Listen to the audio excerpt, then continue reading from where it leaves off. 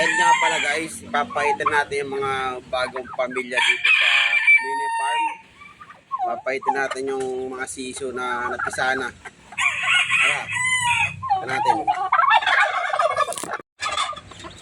Dito nga guys sa inahin na to, 3 siso lang yung napisa. Yan, nakakulong pa sila eh. Tapos yung 2 napisa naman nandito sa baba guys. Ayan. Ayan. Yun, yung 2 anak. Tapos may bagong pisa dito. 5. Yan. Tapos natin nanay. Yan, 5 yung anak niya guys. Ang dami. 5 yung napisa. Ayun, oh. O, diba ang cute? Iba-iba lahi. Iba-iba kulay. Kita nyo ba? Ayun, 5 yan. Iba-iba kulay, no?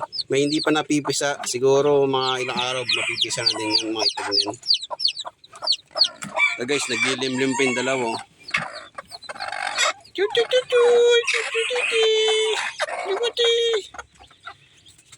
O, diba? Ang daming alaga na naman. Kaya yung mga itlog na na-harvest natin, hindi na natin papapisain yun. Kasi dami na talaga alaga. May isa pa pala dito. So, dito guys, isa lang yung anak. Ayun. Nakita nyo ba? Itago. Yun, isa lang yung anak.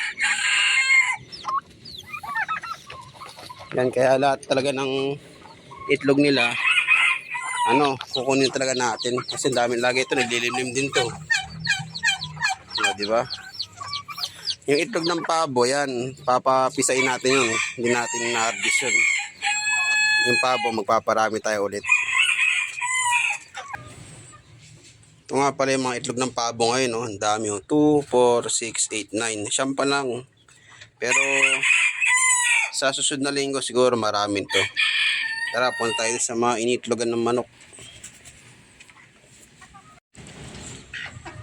Ito nga pala isang, naglilimdim na manok. Hindi natin pwede kunan to kasi hindi pa ito nakakapisa eh. Lagi silang nababasagan. Eh, hindi natin makuha yung lahi nila. Imported yan guys na nabantam. Ito nga guys, so kunin natin itong itlog na to. 2. Ito guys. Ayun, ang daming itlog kaso na yun eh. May similya na. Kaya hindi na natin babawasan yan. Ito mga bago itlog lang to eh.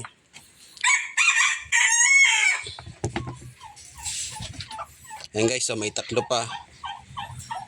Ayun, may 2 pa, di ba? Yung mga ganito guys, kinukuha na kagad kasi mga bagong itlog pa lang to eh. Hindi na pinapabutan ng similya. Yung hindi lang natin kukunin, yung may mga may mga similya na sa loob. Ayan. May almusal na naman tayo nito. O, diba? Dami natin stock sa rep.